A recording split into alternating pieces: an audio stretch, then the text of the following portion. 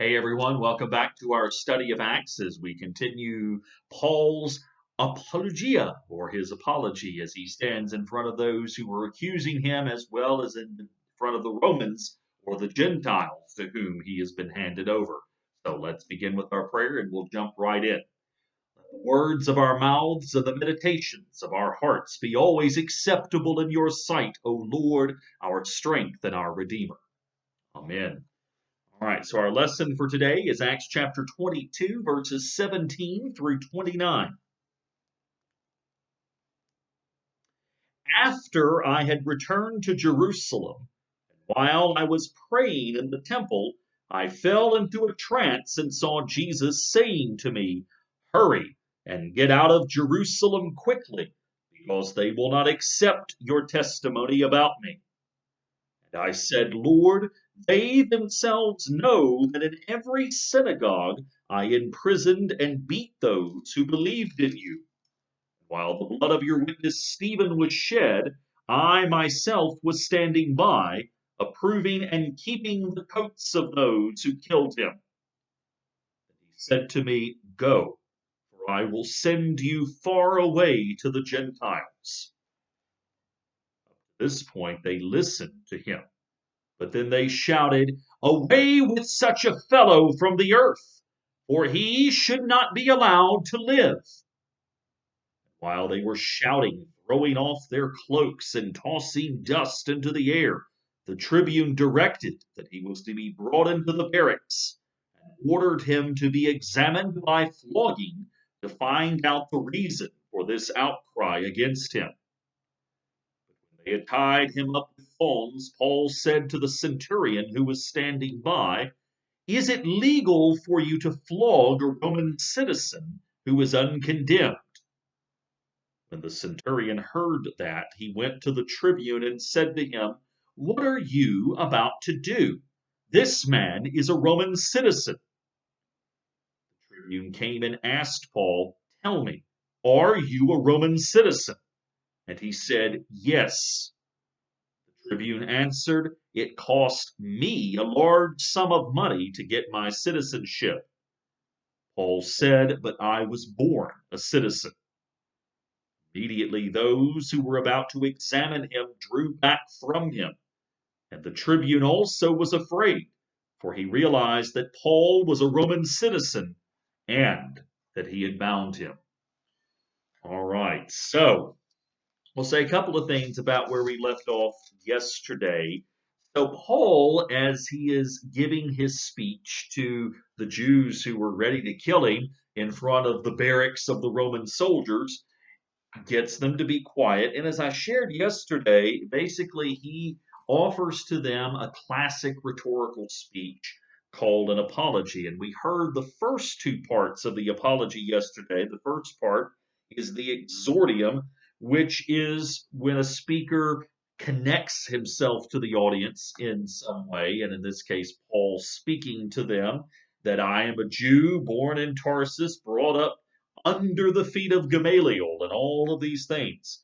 So then he goes into the narratio, which is the narrative of relevant events that he is trying to demonstrate. And so where we finished yesterday was his narrative was when he was with Ananias. Ananias, who he's recounting this experience, where, of course, as we saw in chapter 9, the original telling of this story, where Ananias's prayer and blessing and laying on of hands allowed Paul to regain his sight.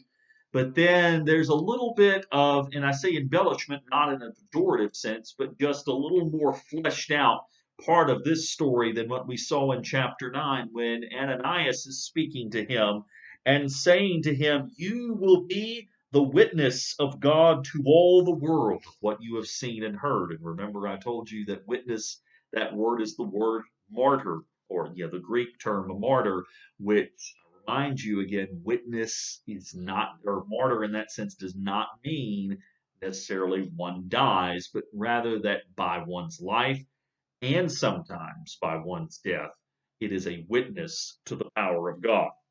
So, where we pick up today is now in a part of the story that we didn't hear in chapter 9, And it says, after I had returned to Jerusalem, and we do know Paul did go to Jerusalem after leaving Damascus, and while I was praying in the temple, I fell into a trance and saw Jesus saying to me, hurry and get out of Jerusalem quickly, because they will not accept your testimony about me.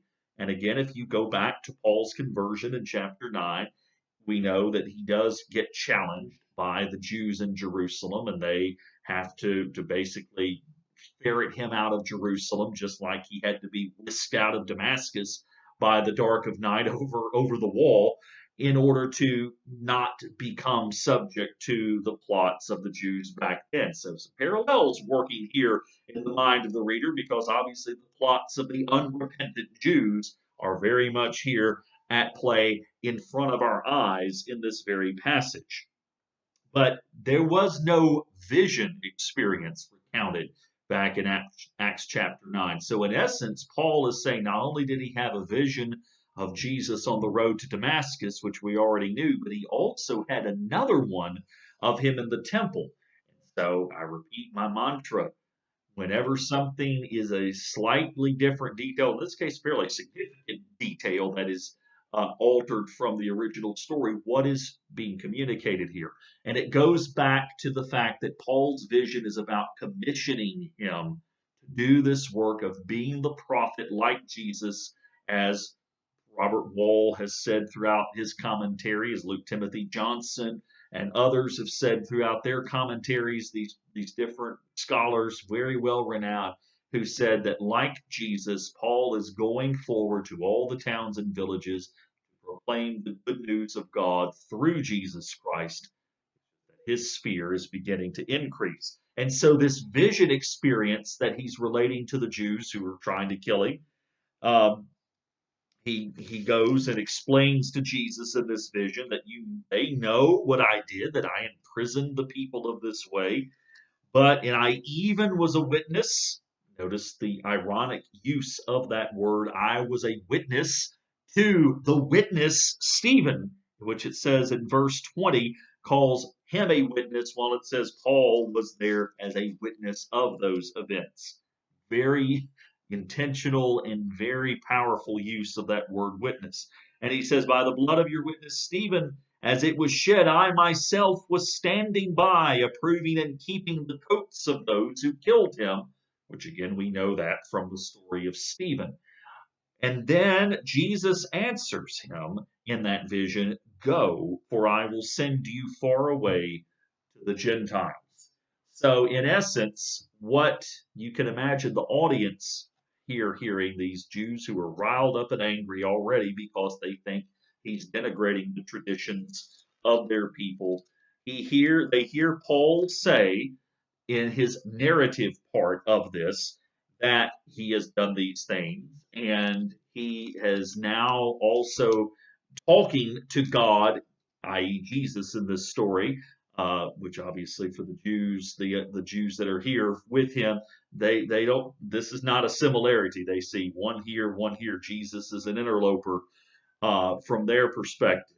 But the fact that he uses Stephen as a comparison, again, is not a predictor that Paul will die, but rather you have two different kinds of martyrs: one who dies as a witness to his faith, and one who continues to live as a witness to his faith, although we do know that Paul ultimately is executed from sources outside of the Bible. So then, in that, though, here is Jesus then commissioning him because of this persecution against him in Jerusalem. The message, your witness, will go from Jerusalem to the ends of the earth. From an interpretive lens of Jewish prophecy, this is not an outrageous interpretation to say that the light of the message was going to be taken to the Gentiles. Isaiah, Jeremiah, and several of the other prophetic books of the Old Testament are full of these images. Isaiah, in particular, the light to the Gentiles that will go out and those all the way into the very presence of God from all nations and from all corners of the earth. But what he has done is basically to say that the center of the witness of God, and the center of the place where God is acting is no longer in Jerusalem. And so Paul, in the middle of this apology, he's in his narratio, and then he's already transitioned briefly into what's called the probatio, or translated as the standard proofs, by saying, okay, this demonstrates not only what I did, but kind of affirms these things. Here are the witnesses who have seen me do these things. Ananias, and then the people among your own number who know that I did these things about going to persecute those who were following the way. And then, if Paul had been allowed to continue his speech, the last part of the speech is the refutatio, in which the speaker then directly rebukes the charges that have been brought forward to him. But really, even though the speech is interrupted, by the time he finishes his speech, he pretty much has already made his refutatio, his refuting of the charges against him, simply by saying, God has commissioned me to do this, and who am I to go against God?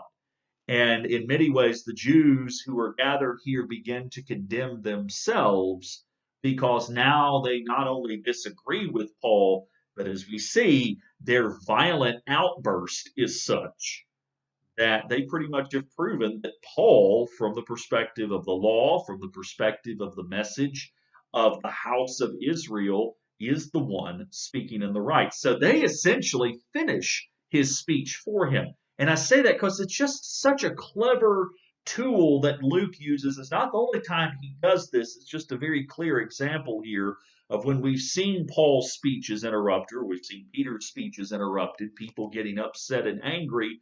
And yet, that interruption serves as the way to emphasize the defense or the apology that is being given here.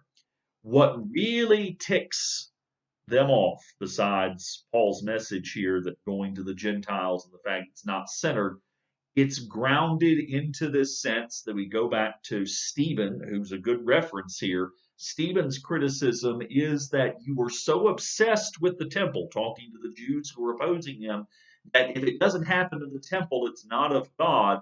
And basically says to them, you fools, God is doing things all over the world and all over with our own people here who are Jews, but he's doing them not in this temple, but through this person, Jesus Christ, which blasphemy from one sense, if you believe that no man can stand in the place of God. But it's not just that it's taking the temple focus out of the equation.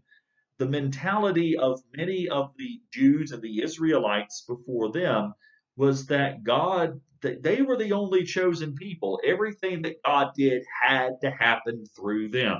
And that God has this absolute, even universalist plan to save all people by the power of this name is offensive to them, because, quite frankly, it puts them not as central players in the faith journey, but rather as just one of just a number of participants. So that doesn't necessarily explain why they get so angry, but it does give at least a little bit of a foundation of where some of this may come from. It says in verse 22, up to this point, they listened to him. But when he said this about being sent by God, i.e., in Jesus, all the way to the Gentiles, they began shouting, away with such a fellow from the earth, kill him, stamp him out, send him away, make that he should never have existed in the first place. Now, obviously, I'm paraphrasing, but that's sort of just this violent, irrational rampage that they start to get into, for he should not be allowed to live. And then you see these instances of, while they were shouting, throwing off their cloaks and tossing dust into the air. Just put the picture of that in your scene. All this yelling and dust and clothes flying up into the air. It's just this picture of pure chaos, which, as I said the other day, is precisely the opposite of what the word or what the gospel commands of its followers. It commands them to be faithful and obedient and following with discipline, even in the midst of suffering, the path of the way. and not to follow one's own desires or outbursts. And here, now there's an outburst, to put it mildly. So the tribune sees this, and so Paul's then whisked into the barracks, and then is where we see Roman justice again at its finest. And he orders Paul to be examined by flogging to find out the reason for this outcry against him. It's just when they arrested him earlier in this chapter, or in the last chapter, in this part of the narrative of Acts, they arrested him and put him in chains without even asking him any question, dragging him away because clearly it must be his fault these people are beating him. Well, again, it must be his fault that these people are so angry with him. So not only are we going this time to bring him in, and as it says, I'm missing the line here. They put him in thongs. Sorry, it took me a second to find. When they had tied him up with thongs, so now they have him tied up again, getting ready to flog him, because flogging for the Romans was a way of, basically kind of like Gitmo procedure, waterboarding or whatever it is, or practices that are far worse than that have been used over time, and even in some other countries and nations today, to get people to talk about why have you done what you've done. Flogging was a standard practice among the Romans to try to get somebody to admit their crime. So examined by flogging basically beat a confession out of you. So Paul's tied together, and then he looks at the centurion and says, "Is it legal for you to flog a Roman citizen who is uncondemned?" Now, Paul did mention offhand when he first met the tribune, Claudius Lysias, again, is his name, that he was a citizen. And I said that was one thing Paul mentioned there at the beginning. But it's clear that Lysias, while he probably heard it to an extent, didn't really think of the mindset of it, because you could be a citizen of the area in which you are, but a Roman citizen is a step above. So now he specifically says to the centurion, "Are you going to flog a Roman citizen who has not gone to trial?" So the centurion brings this message back to the tribune, who then comes back out to Paul and asks him, "Tell me point blank, are you a Roman citizen?" Now he has the tribune's full attention. The tribune up to this point is wondering, what are these people so upset with this man for? And so there's got to be a reason. We're going to tie him up. We're going to arrest him. We're even going to beat it out of him. But now, for the first time, he begins to see that there's something else about Paul. He recognized that Paul had an education by the fact he could speak a dialect of Greek that was not a local dialect, but rather was one from a fairly educated class. Now, though, I'm a Roman citizen, and I have not been brought to trial. And so the tribune still can't quite believe it, because he says to him, "It cost me a large sum of money to get my citizenship." Very likely that Claudius Lysias was a slave at one point, who was deemed to be a useful military soldier and then officer. And ultimately, when he rose up in the ranks enough and was able to make enough money, he could buy his Roman citizenship. That was not an uncommon thing. But just like when Paul had to pay this exorbitant amount to take on that vow that was hopefully going to get him out of trouble here, but didn't work, so too the same type of money or sacrifice would have to be offered to essentially get the rights and privileges of being a Roman citizen. And so Paul then says, though, I was born a citizen in Tarsus. So at that point, now it's almost like in modern day, a video camera has been popped on. All of these soldiers are standing around and they're like, "Oh, I'm not going to get in trouble," because it was illegal to beat a Roman citizen without cause for doing it. Someone who wasn't a Roman citizen, flog them, beat them to an inch of their life in order to get the information out of them that you want, if that's what's needed. But a citizen has to stand trial if they are accused of something, which that is what sets up everything that's about to happen, because basically it is because Paul demands a trial for what he is accused of that ultimately is what causes him to go to Rome, where then he proclaims the gospel. I'm jumping ahead, but this is that gateway into his journey to Rome now, as a trial, as we can anticipate, is now coming. So we stop here for today because there's a lot more coming up, and I will just leave it at that for today. I will close simply by saying Paul has made his apology, his speech, that is, not his I'm sorry, but his rhetorical apology, and he's going to make some more as we go through in the next passages. But his actions and the actions of those around him have emphatically stated and justified his purpose in proclaiming this message, in proclaiming his credentials to offer this message, most importantly, to proclaim his future as one who will continue to offer this message of repentance, forgiveness, and new life in Jesus Christ. So, as we enter into the weekend, hey, tomorrow's Sunday, we get a day off. Well, you get a day off. I don't. But on Monday, as we come back, pick up, we will go Acts chapter 22, verse 30 through chapter 23, verse 11. I do hope you have a wonderful weekend. Thank you, as always, for joining me. Believe it or not, we only have a couple of weeks left of this class. Next week, I'll say an announcement about what we're going to do with our last class and when that will be, which I anticipate to be a Zoom class where I hope to actually get to see those of you who have been watching these studies, and also to give you a chance to ask me some questions and for me to say, here are some of the things I'd like to see us think about going forward as lessons to be learned for how we can be the church from what we've heard here in Acts. So, saying this a couple of weeks in advance, knowing that some of you are behind on watching these videos, and understandably so. Hopefully, by the time you catch up to this, you'll know that probably our last session is 2 weeks from today, actually, 2 weeks from this Saturday. And probably that following Monday is when I will do the Zoom session for us to gather together and have some conversation. So put that on your calendar. That would be, if my dates are correct, that would be October the 19th. We would do our Zoom. But I will confirm that with you between now and then. But I hope you can join me for that as you continue to join me for listening to these lectures and to these conversations about the wonderful story of the church in Acts.